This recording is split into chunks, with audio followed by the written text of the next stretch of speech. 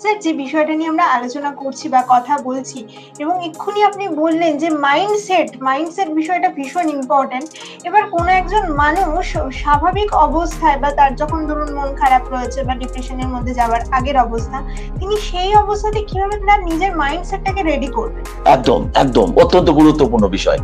এই মাইন্ডসেটের লড়াইটা না বহু বছর ধরে চলছে। অ্যারিস্টটল বলে বসলেন যে ট্যালেন্টই সব, প্লেটো বললেন না স্যার না স্যার, এফোর্টস ওভার ট্যালেন্ট।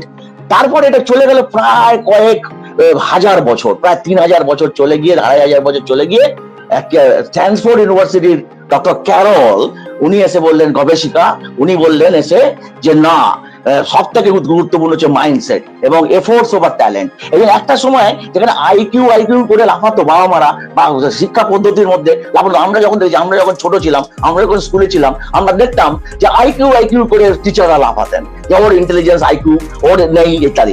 এখন কিন্তু আইকিউ টেস্টটা প্রায় অবসোলেট পর্যায়ে চলে যাচ্ছে। এখন চলে আসছে হচ্ছে গিয়ে এফোর্টস, অর্থাৎ কে নিতে পারে, তার অ্যাটিটিউড, তার অ্যাপটিটিউড, তার পার্সোনালিটির অ্যাসেসমেন্ট, এবং তার রাইজার টেস্টের মাধ্যমে বিভিন্ন রকম তার মাপঝোপ করা হয়েছে কোন ধরনের তার কোয়ালিটিস আছে, তার মধ্যে লিডারশিপ আছে কিনা, তার মধ্যে আর্টিস্টিক কোয়ালিটি আছে কিনা, তার মধ্যে কমিউনিকেশন স্কিল আছে কিনা, তার মাধ্যমে তার জীবন ত্বরান্বিত হয়। অর্থাৎ দেখা যাচ্ছে এখন কিন্তু কম্পিটিশন অনেক শক্ত হলেও এখন কিন্তু আমরা এটাকে বেছে নিতে পারি অনেক সহজে। এটা কিন্তু আগে ছিল না। আগে কি হতো, ওই পাড়ার কাকু আমাকে সাজেশন দিত, বাবার ইচ্ছা অনিচ্ছার উপরে সাজেশন চলতো। এর ফলে এর থেকে বেরোবার জন্য সবার প্রথম একটা ডিসিপ্লিনের দিকে আমাদের এগোতে হবে এবং তথ্য সমৃদ্ধ সিদ্ধান্ত গ্রহণের দিকে, data driven. At the age of AI, we cannot ignore AI. Data driven সিদ্ধান্ত, ডিসিশন মেকিং স্কিল ডেভেলপ করতে হবে, সফট স্কিল ডেভেলপ করতে হবে। এরকম ইমোশনাল ইন্টেলিজেন্স কিরকম, আপনি রাস্তা দিয়ে যাচ্ছেন, একটা বাইক চলে গেল, তার জলটা আপনার গায়ে ছিটলো, আপনি এতই ক্রুদ্ধ হলেন, বাইকওয়ালাকে যাচ্ছে তাই যার পরও নাই গালাগালি করলেন, এবং বাইকওয়ালার সঙ্গে সঙ্গে দাঁড়িয়ে পড়লো, দুজনের মধ্যে হাতাহাতি হলো, থানা পুলিশ হলো। আবার দেখা যাচ্ছে আপনি বললেন যে রাস্তার মিউনিসিপ্যালিটি যদি কাজ না করে আর যদি জল জমে থাকে, তাহলে বাইকওয়ালা কি করে দায়ী হয়? এইখানে যে ইমোশনাল ইন্টেলিজেন্সটা আপনি ব্যবহার করলেন, তাহলে কিন্তু আর আপনার সঙ্গে বাইকওয়ালা ঝগড়া হয় না, এবং আমরা কোলাকুলি করে ব্যস্ত জীবনের মধ্যে একটা সুখপ্রদ সহাবস্থান নিয়ে জীবনকে এগিয়ে নিয়ে যেতে পারি। একদম। তো আপনি যে এই কথাটা বললেন সেটা ভীষণ ভালো একটা এক্সাম্পল দিলেন। এই যে পজিটিভ মাইন্ডসেট, সেটা কোন একজন মানুষ কিভাবে নিজের মধ্যে তৈরি করবে? একদম একদম। দেখুন, প্রথম কথা হচ্ছে দেয়ার আর সাম ফিচার্স অফ পজিটিভিটি।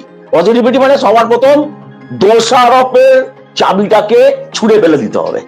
যে আমরা এভরি টাইম আমরা দোষারোপ করি, মানে আমরা অজুহাত দেখাই, দোষারোপ এবং অজুহাত। যে লোক পজিটিভ মাইন্ডসেটের হবে সে কোনোদিনও দোষারোপ করবে না। এই তুই এটা ফেলেছিস কেন, এটা না বলে সে বলবে ঠিক আছে আমি এটা তুলে দিচ্ছি বাবা, এইভাবে করিস না, পরের দিন থেকে এইভাবে করার চেষ্টা করিস। তাই এইভাবে মানে যে দোষারোপ করে সেই কিন্তু আক্রমণাত্মক বেশি হয়, আর যে দোষারোপ করে না সে সবসময় ইমোশনাল ইন্টেলিজেন্সের ব্যবহার করে। তাহলে দোষারোপ সব থেকে ইম্পর্টেন্ট জিনিস।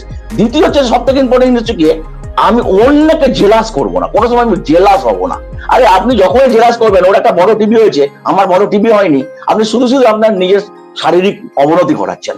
আপনার ওই টিভিটা সংগ্রহ করবার জন্য যে অর্থনৈতিক ক্ষমতার দরকার আছে এবং যে এফোর্টের দরকার আছে, মানে অনেক সময় দেখা যায় আপনার কাছে ক্ষমতা আছে কিন্তু দোকান থেকে সিলেক্ট করে বড় টিভিটা কিনবার মতো আপনার মানসিকতাটা নেই। আপনি প্রোক্রাস্টিনেশন, যাচ্ছি যাবো, করছি করবো, এতেই আপনার টিভি কেনা হচ্ছে না। কাজে small change can change the entire scenario of your life process.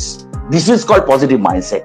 Change your mindset because সেই চেঞ্জটা কিন্তু শুধুমাত্র আপনাকে দিয়ে, আপনার থেকেই শুরু হয়। মানে এই চেঞ্জটা আপনি রামকে দেখে চেঞ্জ করবেন তা নয়, এটা আপনার মধ্যেই সেই পজিটিভিটি রয়েছে, তাকে জাগিয়ে তুলতে হবে।